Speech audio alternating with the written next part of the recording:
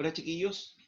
Hoy día vamos a hacer una cápsula grabada cortita, en el fondo para eh, reforzar un poco lo que vimos sobre la sociedad feudal, ¿ya?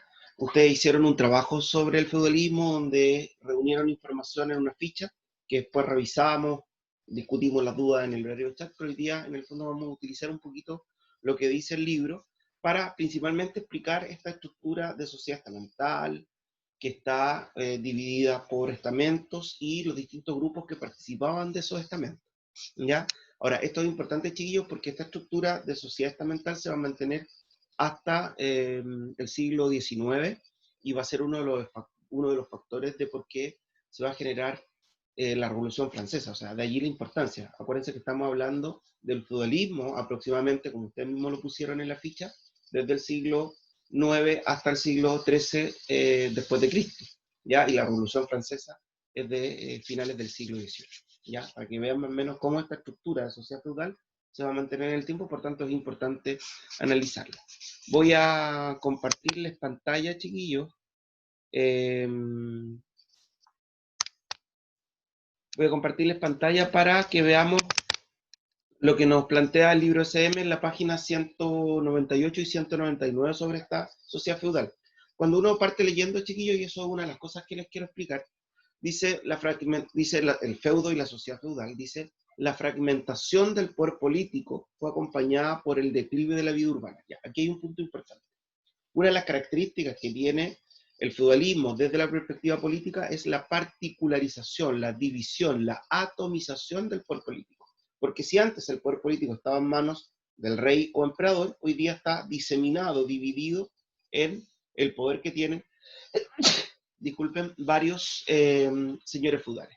Y eso es una característica propia que se da después del Tratado de Verdún del 843, cuando se divide el imperio carolingio entre los hijos de Carlomagno, ¿ya? Y obviamente que esos hijos de Carlomagno no tuvieron el poder suficiente como para mantener en orden a los poderes locales que había creado el mismo Carlomagno a través de su reforma administrativa, los condes, los duques y los marqueses. Ya, por tanto, hay una división del poder político.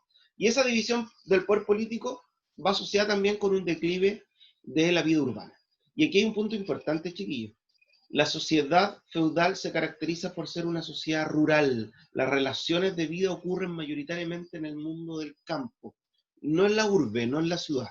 ¿Ya? Acuérdense que una de las estructuras que pasa con la vida urbana en la Edad Media, producto de las invasiones germanas, es que mucha gente arranca de las ciudades a refugiarse en el campo para eh, evitar los abusos que estos pueblos germanos iniciaron al momento de su ingreso violento sobre Europa, ¿ya? Por tanto, lo primero que yo tengo que tener claro que es una sociedad, la sociedad feudal es una sociedad rural, ¿ya? Por sobre una vida urbana. También dice que se va a articular esta sociedad rural desde la época en que se inicia el feudalismo, que es el siglo IX en adelante, como nosotros ya lo habíamos dicho. Y que dentro de esas relaciones sociales que se dan en este mundo rural, la característica principal es que es una sociedad, como dijimos anteriormente, una sociedad jerárquica y estamental, sustentada en las castas, ¿ya? Lo que caracteriza a este tipo de sociedad es que no hay movilidad social, ¿ya? Donde la condición social se adquiere principalmente por testamento agnaticio, y hay un concepto importante. El agnatus es el recién nacido, ¿ya? Viene del latín. Y cuando uno habla de testamento agnaticio, quiere decir que el testamento es la herencia, ¿ya? Quiere decir que la herencia o condición social que yo adquiero viene dada por mi madre, viene dada por nacimiento, ¿ya? Por tanto, en estas sociedades estamentales donde no hay movilidad social, quiere decir que en el grupo social en el cual tú naces es donde te quedas. Pero no solamente eso, sino que donde van a estar tus hijos, porque esto se perpetúa en el tiempo. Ya no es como hoy día, chiquillos, que uno puede venir de un sector de menores recursos o de un grupo social distinto, pero mediante el estudio, mediante la iniciativa personal, otras cosas puede ir ascendiendo socialmente, porque nosotros no tenemos una sociedad hoy día en la actualidad jerárquica ni estamental, tenemos una sociedad de clases sociales, ¿ya? Donde sí hay ascenso social de acuerdo a los méritos, a la suerte, a los estudios, no sé, a muchas cosas, ¿ya? Pero en este tiempo no. Había una determinación para la vida completa que venía dada desde tu nacimiento, eso se llama testamento agnaticio, que te posicionaba a ti en uno de los grupos de esta sociedad, que además, al no haber movilidad, yo me iba a permanecer, y yo iba a permanecer por siempre ahí, e incluso mis hijos iban a heredar esa condición.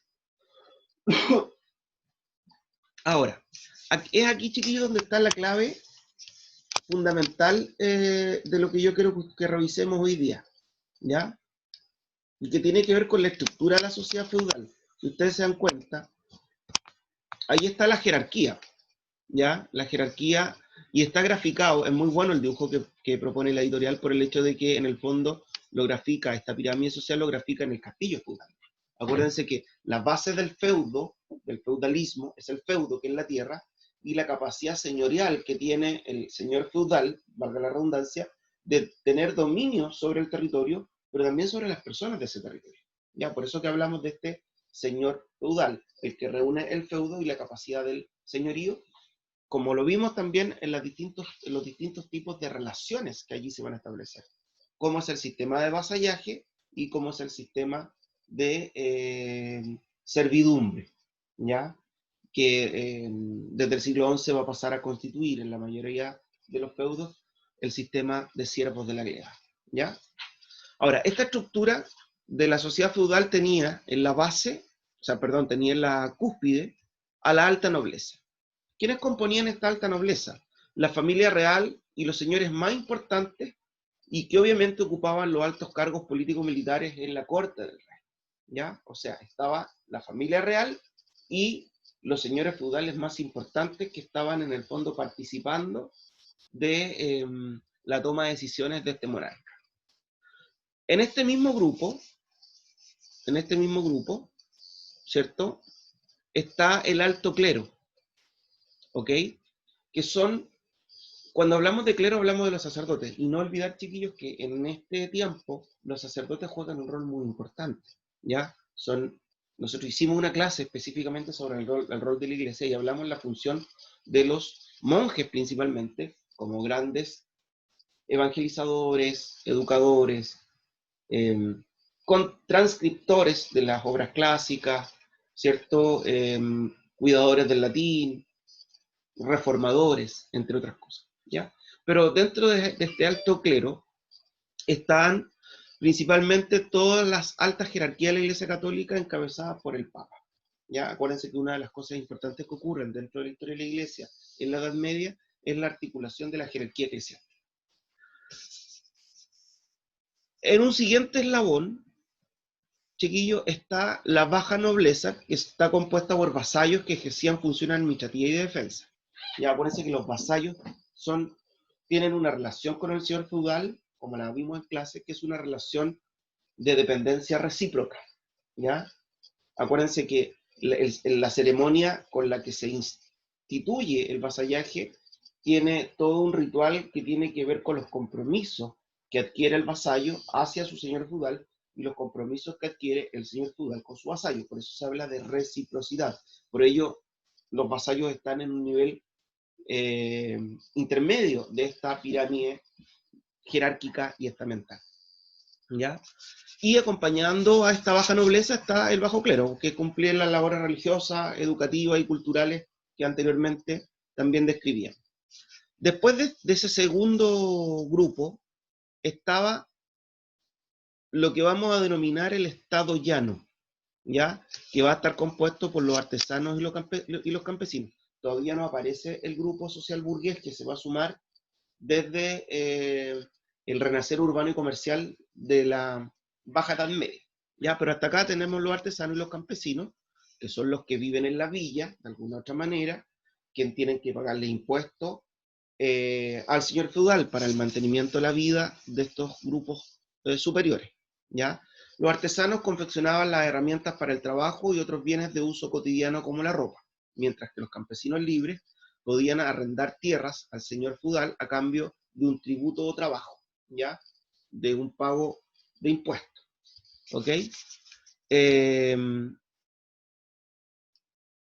Y también dentro de este último cúpulo, entre los artesanos y los campesinos libres, estaban los siervos de la gleba, que era constituían el grupo mayoritario del campesinado. Estaban obligados a residir en el lugar determinado y a trabajar para un señor durante toda su vida. Además del trabajo agrícola, realizaban labores domésticas. ¿Ya? Este siervo de la gleba, que es un término que se comienza a usar desde el siglo XI, es cuando un número de campesinos queda adscrito a la tierra y pierde la posibilidad incluso de moverse o de irse a otro lado. Y se ve además obligado a trabajar gratuitamente para el señor feudal, porque se considera que su persona es parte del feudo, ¿ya? Por tanto, el señor feudal se transforma en dueño de lo material, de la tierra y todo lo que es tangible, y de lo inmaterial, que en el fondo son las personas. Todos estos campesinos que quedan adscritos a la tierra, desde el siglo XI en adelante comienzan a ser denominados como siervos del área. ¿Ya? Por tanto, ahí tenemos una estructura de cómo se va articulando esta sociedad, como les dije, jerárquica y estamental, sin movilidad, y que está marcada por el nacimiento, por el testamento agnaticio, con grupos muy definidos, donde cada uno cumple su rol específico. ¿Ya? Chiquillos, espero que les haya servido esta clarificación. Les dejo como posibilidad, ya que en esta semana no hay actividades, que puedan leer el documento 1 y 2 y realizar las actividades que aquí se proponen en la página 199, porque de vuelta a vacaciones de igual manera lo vamos a hacer. ¿Ya? Que estén muy bien y espero verlos. Chao, chicos.